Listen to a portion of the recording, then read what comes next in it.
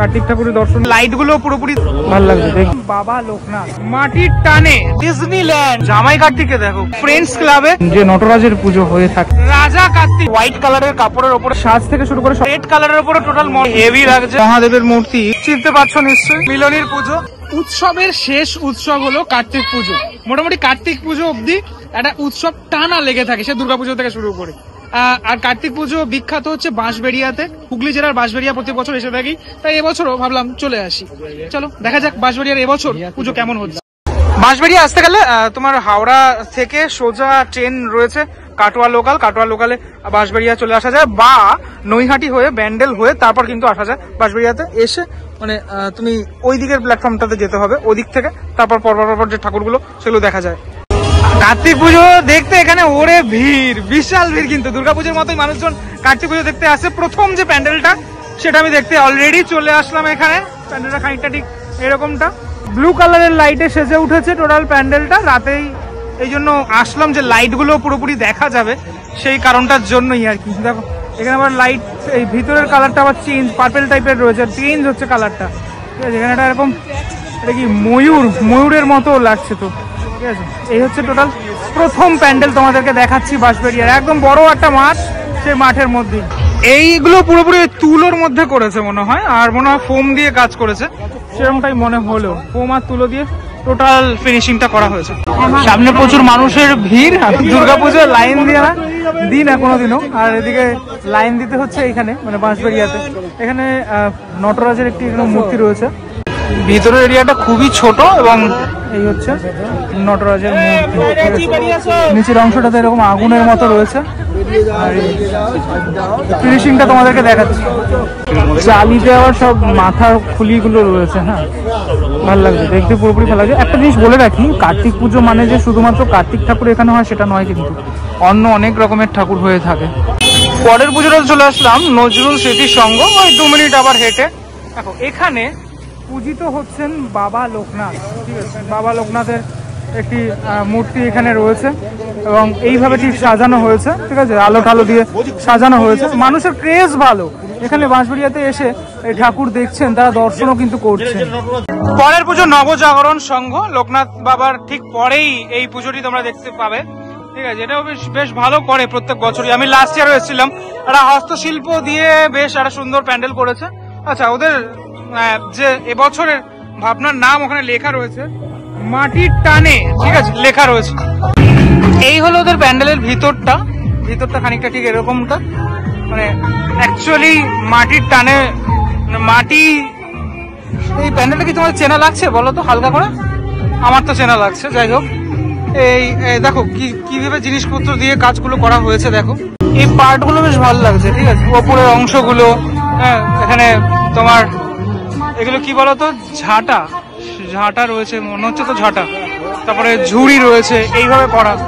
এখানে বিভিন্ন জিনিসপত্র লেখা, বসন্তকাল ফুলের মাস সেগুলো লেখা রয়েছে, বিভিন্ন কালগুলোর সম্পর্কে লেখা। এরা একদম ওয়াইড ভিউ, খানিকটা ঠিক এরকমটা। নারকেলের ছোবড়া দিয়ে এটা যে করা হয়েছে বেশ ভালো লাগলো, মানে মায়ের যে মুখমন্ডলটা। ওদের ভিতরটা খানিকটা ঠিক এরকমটা, লাইটে আরো বেশি ভালো লাগছে, পুরো ব্লু কালারের লাইট দিয়ে বেশি সাজানো, ওপরটা আলাদা রকমের লাইট। এবার তোমাদেরকে দেখাবো ঠাকুর সামনের দিকে রয়েছে। এই জায়গাটাতে সমস্ত মানুষের আইডল, এরা হচ্ছে কৃষক যারা, তারা ছাড়া তো আমরা অচল, তাদের জন্যই আমরা অন্নটা পাই, ঠিক আছে। তারা যদি না চাষাবাদ করতো তাহলে কিন্তু আমরা পেতাম না। তাদেরকে এখানে কুর্নিশ জানানো হয়েছে, পাখা, তারপরে কুলো, এই জিনিসগুলো দিয়ে পুরোপুরি মণ্ডপটা আমি দেখলাম করা হয়েছে। এই সাইডটা তো রয়েছে এরকমটা খানিকটা। ফাইনালি দেখাই কার্তিক ঠাকুরকে। এই আমি কার্তিক ঠাকুর দেখতে পেলাম, ঠিক আছে। ঠাকুরটা খুব সুন্দর হয়েছে, দারুণ ভাবে পুরোপুরি ঠাকুরটার ফিনিশিংটা সেটা করা, কালারটা বিশেষ করে বেশি ভালো লাগলো, ঠিক আছে। দেখো কার্তিক ঠাকুরের দর্শন করো তোমরা, পুরোপুরি একই কালারের ওপরে কিন্তু ব্যাপারটা পুরোপুরি। এবার তোমাদেরকে দেখাই কার্তিক পুজোর ডিজনিল্যান্ড, ঠিক আছে। ডিজনিল্যান্ড আমরা প্রথমে দেখেছিলাম শ্রীভূমিতে, এবার আমরা দেখতে পাচ্ছি কার্তিক পুজো বাঁশবেড়িয়াতে ডিজনিল্যান্ড। সুকান্ত পল্লীর এই পুজো এবছর 40তম বর্ষে এবছর, আর এখানে জামাই কার্তিক দেখতে পাওয়া যায়। চলো ভিতরটাতে যাব। এই হলো ভিতরটা, খানিকটা ঠিক এরকম ভাবে সাজানো, ডিজনিল্যান্ডের একদম ভিতরের অংশটা। জামাই কার্তিককে দেখো, পুরো জামাইয়ের বেশে, কিন্তু যারা নতুন বিয়ে ফিয়ে করেছো তারা দেখো, তারা তো যখন জামাই সেজেছিলে তখন এরকমই সেজেছিলে, একদম পাঞ্জাবি তারপরে ধুতি পরে সুন্দর মুখমণ্ডল একদম কার্তিকের, এবং বসে রয়েছে একটা এরকম সিংহাসনে কার্তিক। তার দুই পাশে দুইজন রয়েছেন।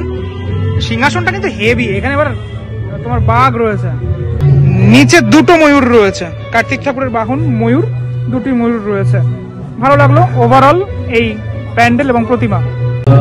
আমি এখান থেকে বেরিয়ে যাচ্ছিলাম, হট করে দেখতে পেলাম আমি টোপর রয়েছে এখানে। ঠিক আছে, বিয়েতে আমরা জানি যে টোপর রয়েছে, থাকে আর কি। যাই হোক, এই টোটাল ব্যাপারটা তোমাদের কেমন লাগলো জামাই কার্তিক অবশ্যই কমেন্ট করে জানিও। এবার চলে আসলাম আমি ফ্রেন্ডস ক্লাবে। ফ্রেন্ডস ক্লাবের এই যে পুজোটা, সেটা কিন্তু বিগ বাজেটের পুজো।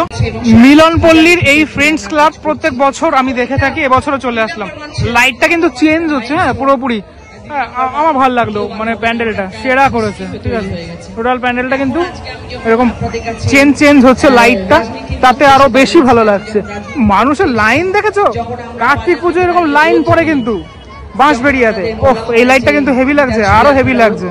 তবে যদি ঝাঁকানাকা লাইট দিত মানে সামনে থেকে, আরো ভালো লাগতো। লেজার শো যেটা, এটা অনেকটা বড়, ওদের মাঠটা অনেকটা বড় পায় ওরা, তাই জন্য সুন্দর করে এরা প্যান্ডেলটা করে থাকে। ধীরে ধীরে ভিতরটাতে যাব। এই হচ্ছে তো প্যান্ডেলের ভিতরটা। এখানে নটরাজের পুজো হয়। এখানে দুই সাইডটা খানিকটা ঠিক এরকম দেখানোর চেষ্টা করি। এই যে বিভিন্ন জিনিসপত্র তুলে ধরা হয়েছে, বিভিন্ন যে গল্প, সে গল্প আমি দেখতে পাচ্ছি এখানে। ঠাকুরটা সব থেকে বেশি ভালো লাগলো। মানে প্যান্ডেল অবশ্যই ভালো, কিন্তু ঠাকুরের মধ্যে আলাদা একটা ব্যাপার আছে, মানে অনেক কিছু তুমি দেখতে পাচ্ছ এখানে। ঠিক আছে, রাধাকৃষ্ণ দেখাচ্ছি তোমাদের। ফিনিশিং গুলো কিন্তু হেভি, মারাত্মক ফিনিশিং করেছে। এবং অবশ্যই যে নটরাজের পুজো হয়ে থাকে এখানে, চালিটা কিন্তু দুর্ধর্ষ করেছে। এই যে তোমার টোটাল চালিটা, ঠিক আছে, টোটাল চালির মধ্যেই দুই পাশে ঠাকুর রয়েছে এবং মাঝের অংশটাতে নটরাজের মূর্তি। ঠাকুরের সাথে সাথে ঝাড়টাও হেভি, অনেকটা বড়, কাঁচ দিয়ে পুরোপুরি লাগানো, ভালো লাগছে পুরোপুরি দেখতে। কিন্তু বেশ ভিতরটাও ভালো এবং বাইরেটা অবশ্যই ভালো। পুজোর কাজ অলরেডি সম্পন্ন হয়েছে। ওখানে পুরোহিত মশাইকে আমি দেখতে পাচ্ছি, কাজ করছেন তিনি। আরো একবার তোমাদেরকে দর্শন করাচ্ছি বেরিয়ে যাওয়ার আগে। নটরাজের দর্শন করো তোমরা।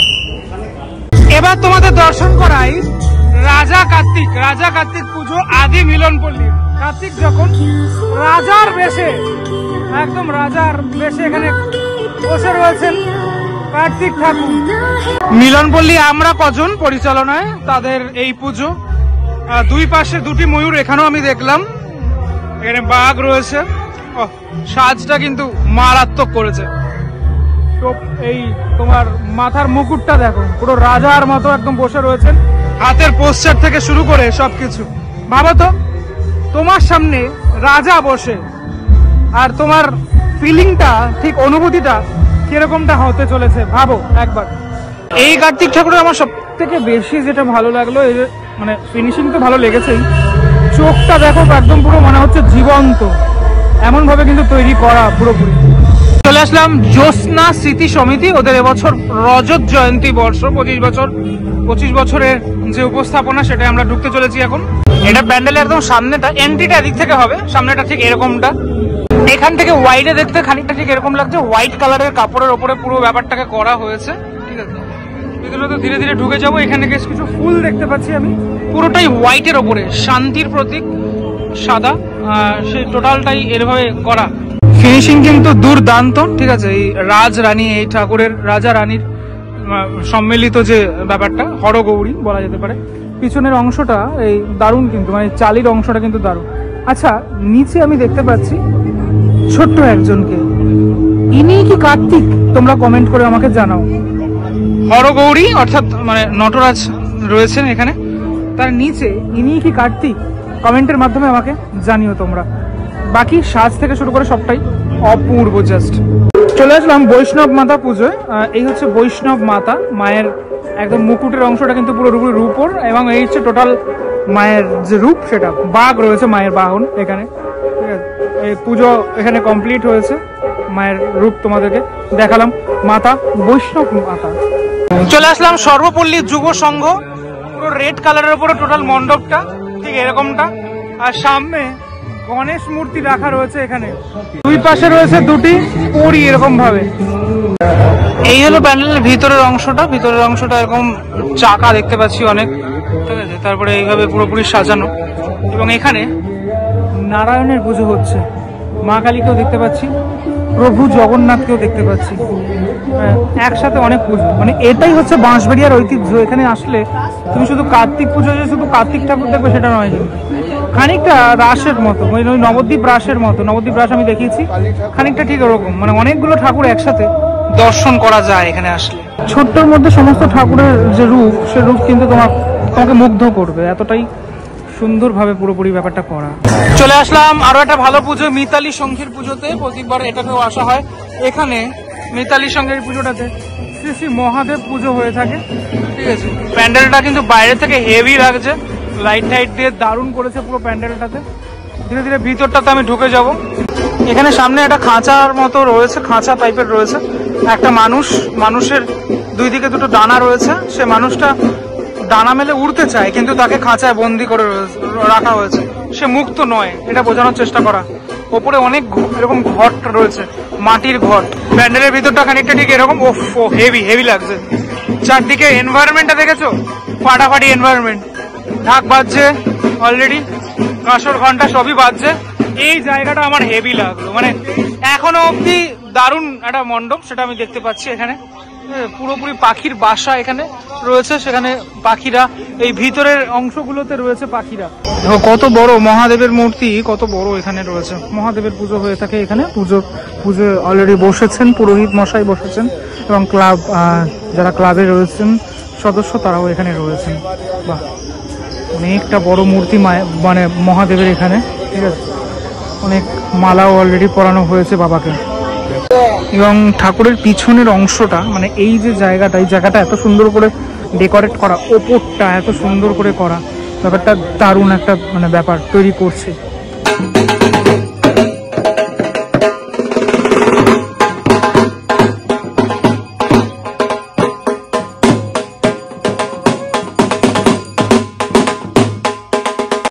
পরবর্তী যে পুজোটা আমি চলে আসলাম, এটা বেশ নামকরা একটি পুজো, কুণ্ডগলি নটরাজ। ওদের এবছর 71তম বর্ষে পদার্পণ করেছে। লাইট দেখেছো, ফাটাফাটি লাইট, কিন্তু ওপরে কিন্তু মায়ের একটি মুখমণ্ডল আমি দেখতে পাচ্ছি।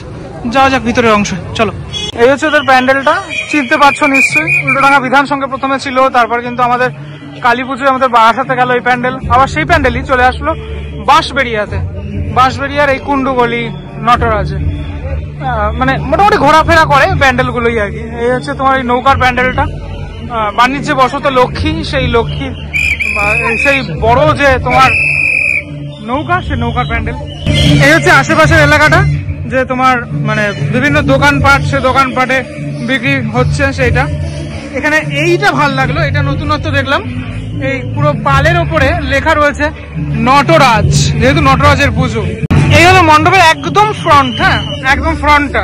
আর ওই যে রয়েছে নটরাজের যে মূর্তি, সে মূর্তি ওপরটা খানিকটা এরকম, এবং সেম সেট আপ আর কি। সেম সেট আপে যেটা তোমরা দেখেছো পরপর দুবার, সেটাই এবার আবার দেখতে চলেছো বাঁশবেড়িয়ার কার্তিক পুজো। চলে আসলাম মিলনীতে, মিলনীর পুজো। এখানে দেখতে পাচ্ছি এখানে শিবলিঙ্গ রয়েছে, একটা মহাদেব রয়েছেন। ভিতরটাতে চলে যাবে, আর মেন রোডের ওপরে ক্রাউড দেখেছো, ভালো ক্রাউড রয়েছে এখানে। মিলনীর এই প্যান্ডেলটাতে সন্তোষী মায়ের পুজো হচ্ছে। এই হচ্ছে মা সন্তোষী, পুরোপুরি সুন্দর একটি ঠাকুর, এবং সাজসজ্জা দারুণ ভাবে তৈরি করা হয়েছে এখানে। পিছনের চালির অংশটা কিন্তু বেশ সুন্দর লাগছে দেখতে একদম। বাঁশবেড়িয়ার বেশ কিছু মণ্ডপ দেখালাম তোমাদেরকে, কার্তিক পুজো প্রত্যেক বছর আছি, তাই বছর আসলাম। আরো বেশ কিছু মণ্ডপ আছে, সেগুলো সময়ের কারণে যাওয়া হয়ে উঠলো না। চলো পরবর্তী ব্লগে দেখা হচ্ছে খুব শিগগিরই, ততক্ষণের জন্য বিরতি নেবো। ভালো থেকো সবাই, টাটা।